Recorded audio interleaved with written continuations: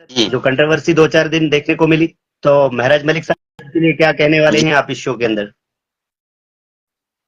महराज मलिक साहब का हम तो यही कह रहे हैं, महराज साहब बिल्कुल ओके काम कर रहे हैं, सबसे अच्छा काम कर रहे हैं। और हर एमएलए को सीखना पड़ेगा, ऐसा काम करना पड़ेगा, महराज साहब को देखकर सीखना पड़ेगा इनको। तो मतलब इनके पास ही इनको पता चलेगा काम कैसे करते हैं। महराज साहब तो बहुत अच्छा काम करते हैं, हॉस्पिटल का करते हैं, मतलब हर किसी का काम, हिंदू मुसलमान का काम करते हैं। इसका मतलब है कि हमारे वोट जाया नहीं हुए हैं। मैं तो यही कहूंगा, मेरे वोट जाया नहीं हुए, हमारे वोट जाया नहीं हुए। हमने पूरे उनको, हर यहाँ के कोई गांव वाला नहीं होगा जिसने उसको वोट नहीं दिया होगा।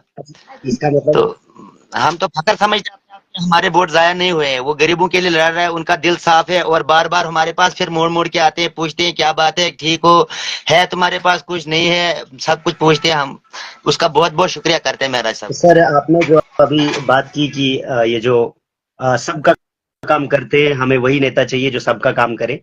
और उसके बाद में आपने ये बात कही कि ये जो हिंदू और मुस्लिम दोनों का काम करते हैं, लेकिन कुछ लोगों के मुंह से हमने ये भी सुना कि वो तो सिर्फ एक कौम को टारगेट करते हैं। क्या आपको भी ऐसा लगता है कि वो सिर्फ एक कौम को टारगेट करते हैं? बिल्कुल नहीं, बिल्कुल नहीं। वो तो बेवकूफ लोग हैं, वो तो वही तो खराब लोग हैं, वही तो हर मतलब वही तो मजहब के खिलाफ हैं, वही गलत लोग हैं। हम तो महराज साहब के ऊपर फख्र करते हैं। वो हिंदू का फोन भी उठाते हैं, मुसलमान का फोन भी उठाते हैं, और सब हिंदू मुस्लिम का काम करते हैं। हमें फख्र इसी बात का कि वो किसी मजहब को टारगेट नहीं करते। हमें बहुत खुशी है कि हमने चुन के कोई पहली बार कोई एमएलए बनाया। हमने पहली बार अच्छा काम किया जिंदगी हमारे में। शो में और वो माफी चाहता हूँ फारूक साहब, हमारे जी शो में ज्वाइन होने के लिए जो है सईद इस्माइल साहब का एक रिक्वेस्ट आया था, हमने उनको एक्सेप्ट किया, लेकिन न जाने ये ज्वाइन क्यों नहीं हो पा रहे हैं। इसके बाद में हमारे पास दूसरी जी रिक्वेस्ट है माही परियार साहब की, हम चाहेंगे उन्हें भी लाइन पर लेना। जी और इस शो का जी एक जी उसूल है कि जब 4 फ्रेम्स में मेहमान रहेंगे तो 2 मिनट में ही अपना जवाब जी मुकम्मल करें। तो चलिए, अब मैं अपने उसूलों के हिसाब से जी दूसरे मेहमान की तरफ जाऊंगा। ये महिंदर परियार साहब। परियार साहब, बहुत बहुत खैर मकदम है आपका सलीम राजा शो के अंदर। Thank you very much, thank you very much sir. Pariyar साहब, आप तक हमारी आवाज ठीक से पहुंच रही है? जी जी सर, ठीक से पहुंच रही है। सर, कुछ लोगों के बहुत सारे सवालात हैं। कुछ लोग जो है स्पेशली परसों जब मुझे भी इंटरव्यू किया गया था, तो उन्होंने महराज मलिक साहब के लहजे के ऊपर सवाल खड़ा किया था। तो ये जो महराज साहब का के लहजे पर कुछ लोग सवाल करते हैं, तो थोड़ा सा ये बताएं आप कि लहजा किस तरह का चाहिए। और सर देखिए, देखिए जो जिस लहजे में समझता है उसको वैसे ही समझाना पड़ता है बाद में, क्योंकि ऑनेस्टली देखिए, अगर आप अच्छा काम करेंगे और पब्लिक उस पर सफर ना हो तो कोई किसी को इस तरह से कर नहीं सकता। बहुत सारे, हर आदमी का एक अपना तरीका होता है और अपने तरीके से वो अपने बातचीत करते हैं। लेकिन आ, यकीनन कहीं ना कहीं जो है वो एडमिनिस्ट्रेशन में कुछ फ्लॉज हैं जहाँ पे कमियां होती हैं। जब एक एमएलए एक हॉस्पिटल का दौरा करते हैं, वो भी जीएमसी गवर्नमेंट मेडिकल कॉलेज का दौरा करते हैं, उसको एक बार, दो बार, तीन बार, जब तीन बार किसी चीज को बताया जाता है और फुल एविडेंसेस के साथ, आप फिर भी उस चीज को अनन फानन अनसुना कर देते हैं, तो फिर आप क्या करेंगे सर? फिर वहां पे परियार फिर क्या साहब कर सकते हैं? परियार साहब कोई ना तरीका, सवालात बहुत हैं। कोई ना तरीका तो लेना पड़ेगा। जी परियार परियार साहब, सवालात बहुत हैं, लेकिन एक छोटा सा सवाल जी जो सर। लोगों का है, मेरा तो नहीं है। मैं जो इस जगह पे रोल कर रहा हूँ वो एक न्यूट्रल रोल रहेगा। और कुछ लोगों का ये कहना है कि ये जो उसमें सिविल सोसाइटी डोडा भी, उनका भी ये कहना है। और एक शख्स है बद्रीनाथ से, जिनका नाम मनोज पादा है, उन्होंने जो आम आदमी पार्टी की तरफ से जो महराज मलिक के नेतृत्व में जो स्मूथ हेल्थ फंक्शनिंग एक कमेटी बनाई गई है, उस कमेटी के ऊपर सवाल खड़े किए हैं। अगर आपने वीडियो देखा होगा तो थोड़ा सा बताएं कि ये जो टीम है, ये किस तरह का काम करनी चाहिए और ये कैसे काम करेगी। अभी तक तो टीम ने कुछ किया ही नहीं, अभी तो सिर्फ जी उनके सर। नाम अनाउंस हुए हैं। पहले ही सवालात खड़े हो रहे हैं। थोड़ा सा इस टीम के बारे में बताएं सर आप। देखिए सर, टीम के बारे में अभी इसका जो है फॉर्मेशन हुआ है। अभी हमारी शायद इसमें एक मीटिंग होगी, मीटिंग के बाद जो है इसके फॉर्मेशन पे और ये जो काम करेगी वो समझाया जाएगी इसमें क्या करना है।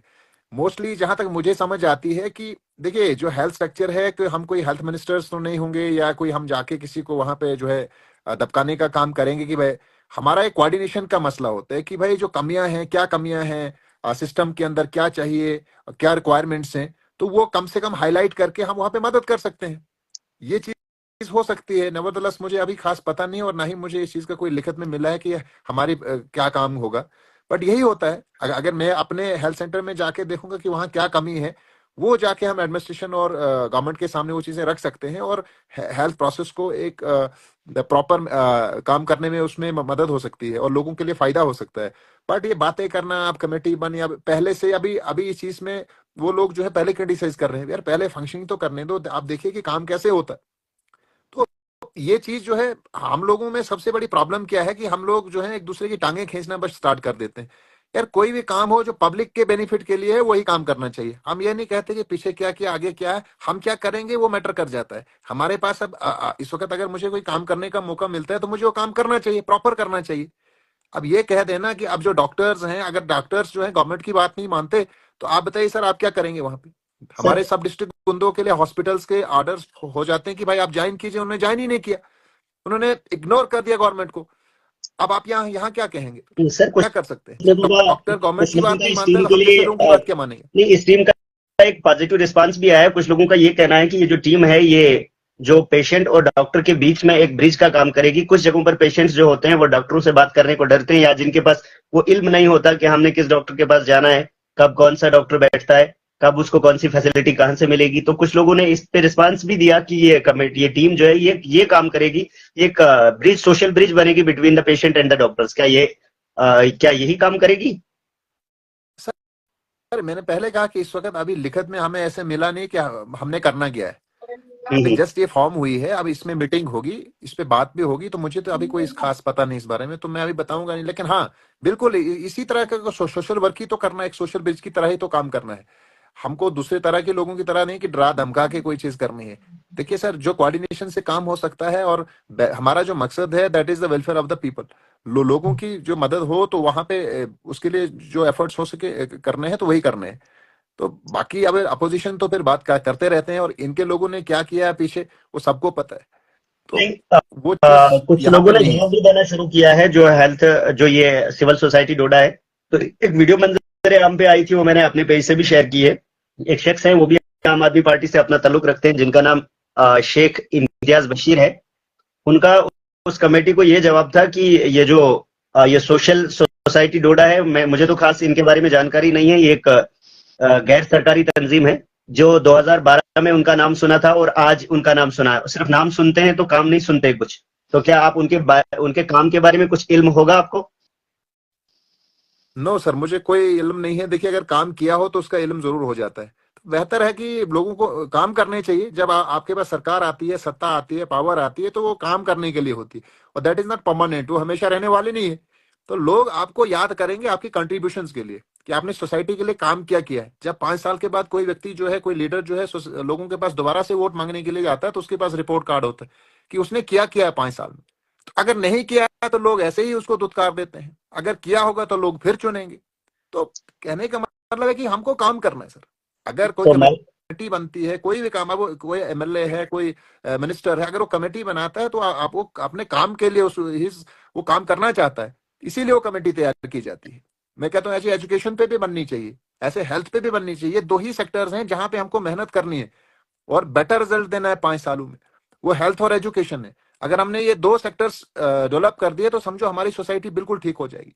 हेल्थ की भी वही हालत है हमारी और उससे बदतर हालत एजुकेशन की। तो इन 2 सेक्टर्स पे जो है फोकस्ड होना चाहिए, गवर्नमेंट का भी, लोगों का भी, समाज का भी और सबका। अगर मिलजुल के इन चीजों के ऊपर देखो, जो बेहतर काम करता है उसको सपोर्ट कीजिए, जो गलत काम कर रहा है उसको क्रिटिसाइज कीजिए, पूरे तरीके से क्रिटिसाइज कीजिए, लेकिन जो बेहतर काम माली कर रहा परिवार है साहब, उसको थोड़ा सपोर्ट सा करना मैं चाहिए। माफी चाहता हूँ आपसे। कुछ लोग जो इसमें अभी ये रिक्वेस्ट करते हैं और उनकी रिक्वेस्ट को डिक्लाइन हो जाती है, उसमें शेख फारूक साहब का रिक्वेस्ट आया था, हमने एक्सेप्ट किया और डिक्लाइन हुआ, कुछ टेक्निकल इश्यूज है। और मुदस्सिर अजमत मीर साहब हैं जो कि बनिहाल से हैं, उनका भी रिक्वेस्ट आया था, उनको भी हमने जोड़ने की कोशिश की लेकिन वो जुड़ नहीं पाए। और आप अभी एक जो ज्वाइन हो पाए हैं वो है फारूक बट साहब। लेकिन आप दोनों मेहमानों से गुजारिश है कि अपना फेस पूरा कैमरे के सामने रखें, क्योंकि मेरी साइड से दोनों से ग्रीन्स जो है ब्लर आ रही हैं, लेकिन जो देखने वाले मेहमान हैं उनको जो है पूरी तीनों फ्रेम्स बहुत अच्छी तरह से दिख रही हैं। तो अब मैं जानना चाहूंगा जो दूसरे मेहमान हमारी साइड से हैं, फारूक भट्ट साहब, तो इनसे गुजारिश है कि थोड़ा सा अनम्यूट करें और ये भी अपना इंट्रोडक्शन दे। और इनके जो सवालात रहेंगे वो भी कुछ कमेंट्स में भी कुछ लोग जवाब देते हैं और कुछ लोग कमेंट्स में ही सवाल लिखते हैं। तो पहले इनका हम थोड़ा सा इंट्रोडक्शन लेंगे, उसके बाद जो कमेंट्स में लोगों के सवाल आए हैं वो भी जवाब दिया जाएगा, वो भी पूछे जाएंगे। और आपसे तब तक गुजारिश है परियार साहब कि आप थोड़ा सा कमेंट्स पे ध्यान दें, अगर किसी शख्स का कोई सवाल होगा तो उस पर भी जवाब देने की कोशिश करें आप। तो चलिए फारूक भट्ट साहब, बहुत बहुत खैर मकदम है आपका सलीम राजा लाइव पे। अस्सलाम वालेकुम। वालेकुम सलाम फारूक और भट्ट साहब, अपना आदाब, हमारे इंट्रोडक्शन। परिवार साहब को आदाब, बाकी लोगों को सलाम कबूल हो। बड़े टाइम के बाद आज आप आए और बड़ा टाइम के बाद आज लाइव आए आप, तो इसलिए हमने सोचा हम भी बात करेंगे 2 मिनट, हमें भी मौका मिले। तो जी फारूक भट्ट साहब, ये जो 2-4 दिन हॉस्पिटल की तरफ से एक हाई वोल्टेज ड्रामा देखने को मिला, मैं चाहूंगा कि 2 मिनट में अपनी वजाहत दें, और उसके बाद में दूसरी तरफ से ये भी आम आदमी पार्टी से ही है, मुदस्सिर अजमत मीर साहब, और जो कंटेस्टेड एमएलए भी हैं बनिहाल से, शायद अगर मैं सही हूं। तो आप जरा ये जो हाई वोल्टेज ड्रामा ये जो 2-3 दिन रहा है, इसके बारे में थोड़ा सा बताएं, और साथ में आप तीनों मेहमानों से गुजारिश है कि जो भी आप बात करें तो थोड़ा सा सबूत के साथ रखें, और मजहबी बात हमारे शो के अंदर ना परहेजी करें, क्योंकि हमारे शो के अंदर इस चीज की इजाजत नहीं है कि मजहब की बात की जाए। तो चलिए आप अपनी बात को आगे बढ़ाएं, ये जो हाई वोल्टेज ड्रामा जो 2-3 दिन रहा, इसके बारे में थोड़ा सा बताएं आप।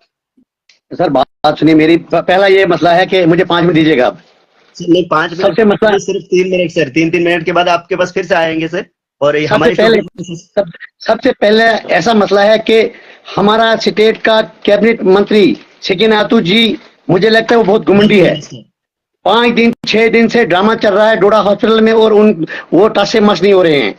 ये कौन सा मसला है? उनने एक बात भी नहीं इस बात पे की, इतने लोग दो दर-बदर रहे। दूसरी बात कि उनको एक्शन लेना चाहिए था, उनको बोलना चाहिए था डॉक्टरों को, उनके पास फुल पावर है, हेल्थ की पूरी पावर है उनके पास। उनको बोलना चाहिए था, उनको जेएमसी डोडा प्रिंसिपल को फोन करना चाहिए था कि क्या मसला है, इसको आउट करो। अगर महराज साहब आए हैं, महराज साहब ने वहां पे वो क्या बोलते हैं इसको, अपना देखा है कोई कुछ तो उन्होंने देखा, तभी तो एक लेडी को वो मार के अंदर से निकालते और गाड़ी में डालते, उसको जम्मू भेजते वो, और बोलते इसको जम्मू इलाज के लिए ले जाओ। पहले तो जिस डॉक्टर ने, जिसने अल्ट्रासाउंड किया था, जिसने कहा था कि इनका बच्चा खराब है, तो उस डॉक्टर को भी सजा लगनी चाहिए थी।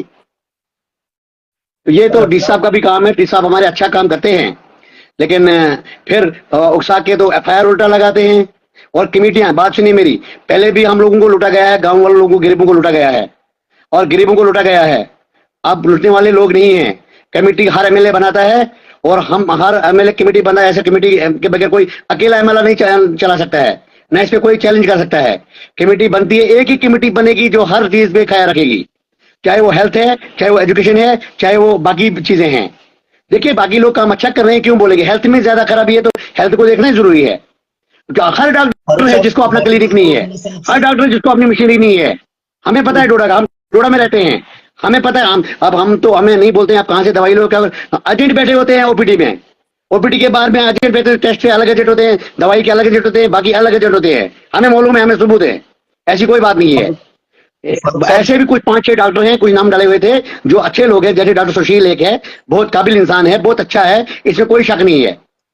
तो ऐसे ऐसे लोग हैं, जो डॉक्टर एक इरफान तसदुक है सिकिन का, ये ऐसे लोग भी हैं 8-10 लोग वहां पे, लेकिन कुछ ऐसे लुटेरे हैं कि कहने की बात नहीं है।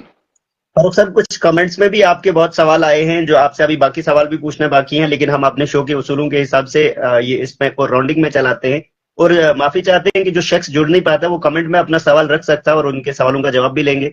और आपसे अभी बहुत सवाल पूछने को है, लेकिन एक छोटा सा एक कमेंट आया है एक शख्स का, फरीद भट्ट साहब है, लिखते हैं कि जकियास में 2 जीआरएस के खिलाफ महराज साहब मलिक ने सबूत दिए थे तो उनको टर्मिनेट किया गया था, लेकिन डॉक्टर मधु चिब के खिलाफ तो सबूत भी आ गए हैं, लेकिन उन पर एक्शन कौन लेगा? एक छोटा सा सर 1 मिनट का जवाब फारूक भट्ट साहब आप दें, और उसके बाद में मुदस्सिर अजमत मीर साहब के पास जाएंगे। देखिए इंक्वायरी बैठी है, अगर डॉक्टर मधु चिब ने एक एमएलए के खिलाफ एफआईआर काटी है, तो जब उसने एफआईआर काटी है, अब अगर महराज साहब को सबूत मिला है, वो सकीनातू जी बैठी है, वो देखेगी क्या मसला है, उसको देखना चाहिए, उसको अपने घुमट पे नहीं जाना चाहिए, उसको देखना चाहिए क्या मसला है।